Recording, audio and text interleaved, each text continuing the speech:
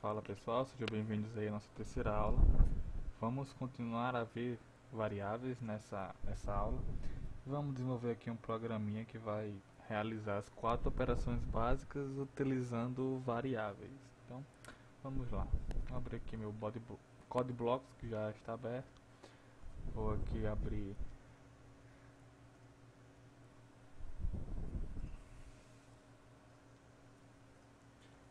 aqui um programa que eu já criei. Código fonte 3. Vou abrir aqui este programinha e nós vamos estar desenvolvendo ele a decorrer agora dessa aula. Então eu vou executar ele aqui para vocês verem como ele funciona. Eu vou aqui inserir um valor, né? Daqui um 45 e 65. Ele mostra a soma, a subtração, a multiplicação e a divisão. Então, vamos lá. Eu vou aqui apagar. Não vou apagar, eu vou aumentar aqui. Vamos esquecer esse código. Então, lembrando, né, como nós declaramos variáveis, nós temos que especificar o tipo da variável que nós queremos usar. No caso, se eu quero usar uma variável inteira, eu vou colocar aqui o int e o identificador da variável. Nesse meu programa eu vou usar 4 variáveis na verdade. Não, 3 variáveis, que vai ser 2 para armazenar os números e outra para a operação. Vou usar aqui 3 variáveis, que vai ser x, y e z. Então eu vou declarar tudo em uma linha só, certo? Declarei, eu posso inicializá-las com 0, sem nenhum problema. Inicializei todas com 0. Aqui embaixo, o que é que eu vou fazer? Eu vou pedir para o usuário insira um número. Dá um ponto. Logo abaixo eu vou usar o scanf para ler esse número. Esse aqui nós já vimos.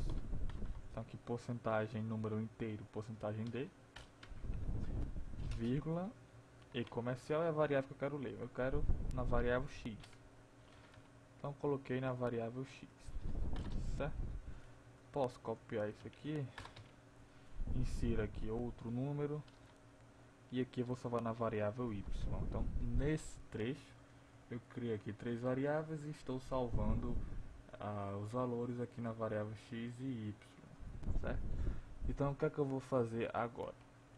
Vou aqui dar um enter, deixar um espaço aqui para organizar melhor. Posso até comentar aqui capturando, tá aqui embaixo, capturando valores. Lembrando também que vocês podem tanto comentar dessa forma, um comentário de uma linha só. Você percebe que se eu pular a linha aqui já é comando. Então a barra dupla aqui é só para comentários de uma linha. Se você quiser comentar em mais de uma linha, você tem que usar essa notação aqui, ó. Você abre e fecha o comentário e aqui você escreve o comentário que você quiser, certo? Aqui embaixo eu vou mostrar as operações, certo? Então tá aqui, né, programa com 3 variáveis, li as variáveis e aqui eu vou mostrar as operações. Dá um printf. A primeira operação vai ser a soma. A soma é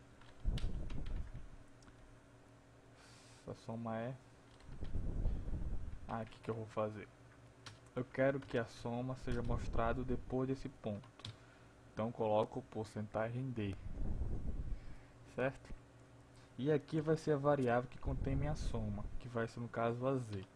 E antes desse printf eu vou realizar a soma aqui, que vai ser z igual a x mais y, certo? Então aqui vai estar mostrando a soma. Já se eu executar aqui meu programa, colocar 1 e 1 mostrou, a soma é 2, certo? E agora eu vou copiar esse código mais uma vez e aqui vai ser a subtração.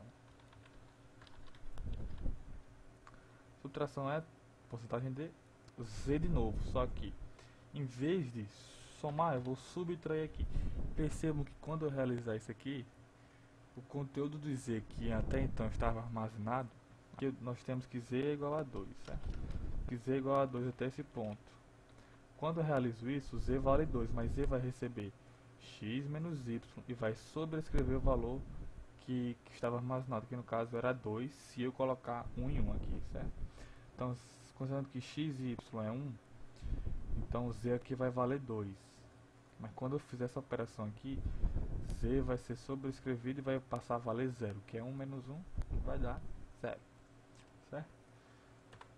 Então aqui z vai perder o valor que ele armazenava aqui, vai armazenar um novo valor, né, que ele tem armazenado, que vai novo valor que vai ser dessa subtração aqui. Então se eu executar mais uma vez 1 e 1 vai ser 2 e 0, certo? Então só faltou aqui botar um /n em 1, certo? Funcionando perfeitamente. Vamos aqui mais uma vez. Agora vai ser a multiplicação. Em vez de ser z menos y, vai ser z asterisco y, que é o símbolo da multiplicação, certo? Vamos fazer agora a divisão. Z dividido barra é dividido. Então a divisão é essa aqui. Vamos executar.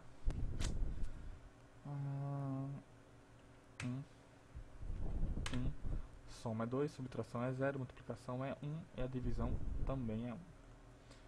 Teste aqui com outros valores. Está aqui um valor par.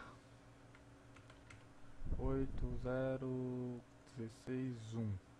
Beleza. Está funcionando. Por último aqui eu vou apresentar aqui um outro operador, que é o operador de mod, que é o resto da divisão inteira.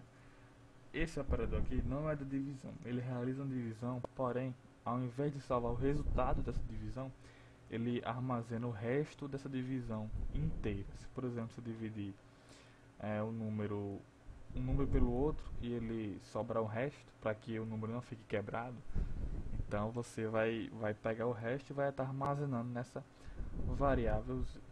Se eu colocar aqui 2 e 3, a divisão inteira ficou sendo 2, que é a divisão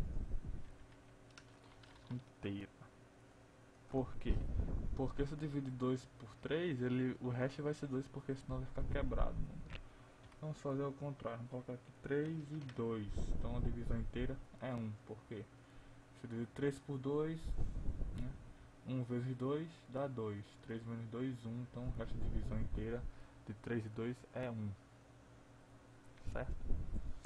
Então, aqui, né, dá para entender como é que funciona os conceitos de variáveis melhor, né?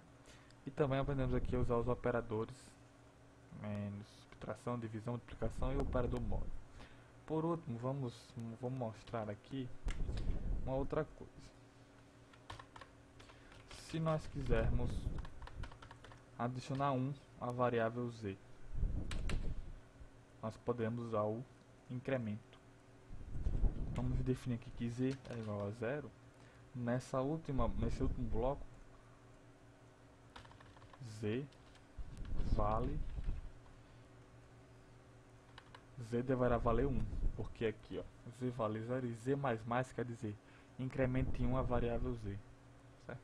Isso aqui é muito utilizado em loops, então vamos conferir o resultado. Vou colocar aqui qualquer número aqui, 54, mostrou aqui, e z vale 1. Por quê? Porque eu disse que 0 é 0, z foi incrementado e z vale 1. Então, aqui vocês também dá para entender como é que funciona aqui. Uma outra forma que eu poderia fazer isso era abreviar isso. Eu poderia escrever z é igual a z mais 1. Isso aqui vale um incremento, né? Se z valesse 2 aqui, por exemplo, eu quisesse dizer que z vale 3, eu teria que dizer que z é igual a ele mesmo, 2 mais 1. Então z vale 3. Eu poderia comprimir isso aqui, poderia fazer tanto isso aqui, né, que ele incrementaria 1 na variável z, ou eu poderia fazer isso aqui, mais igual a z. Que aqui nesse caso eu não incrementaria 1 na variável, mas eu adicionaria esse mesmo valor à variável z, e z passaria a valer 4, certo? Vamos conferir aqui, vamos colocar aqui 0 e 0. Opa, temos um problema aqui. O que foi que houve?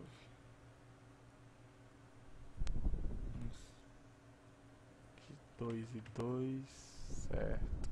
Coloquei 0, deu um problema quando deu divisão, né?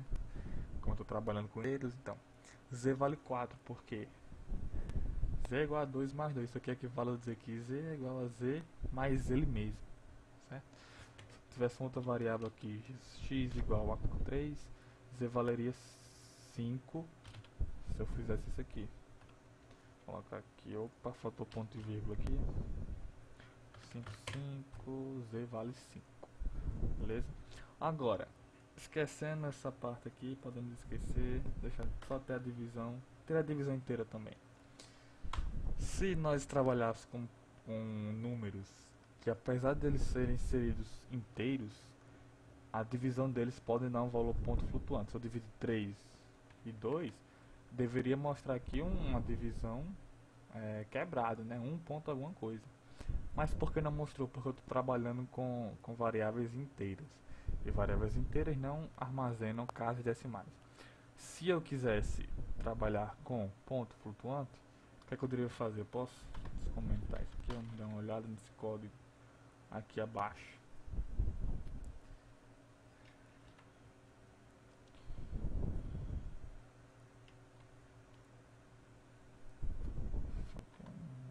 Não.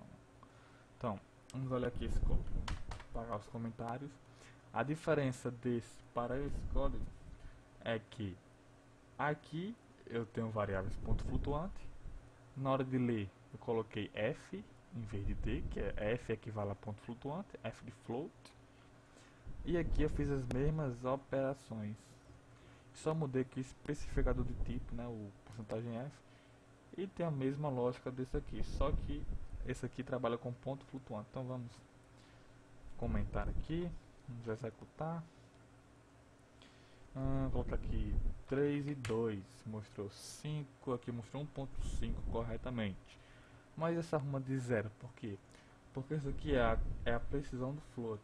Por padrão ele vai querer imprimir tudo o que ele é capaz de armazenar. Para eu restringir o que eu quero imprimir, poder colocar aqui duas casas decimais após a vírgula. Como é que eu faço isso? Eu coloco .2f, ou seja, duas casas decimais após a vírgula. Então eu coloco antes do f, depois de porcentagem, ponto e o número de casas decimais que eu quero após a vírgula. Então vamos fazer tudo isso aqui. Aqui também, então 2f. Vou compilar. 3 e 2, mostrou somente duas casas decimais após a vírgula. Se eu quisesse que ele fosse parecido com o inteiro, poderia colocar ponto zero, né? A gente poderia ter a impressão que seria o número inteiro. 3 e 2, certo? A princípio você imagina que é um número inteiro, mas é um ponto flutuante com as casas decimais escondidas. Então, vou deixar duas casas decimais aqui e nossa aula termina aqui. Eu espero que vocês tenham gostado, que vocês tenham entendido e até a próxima.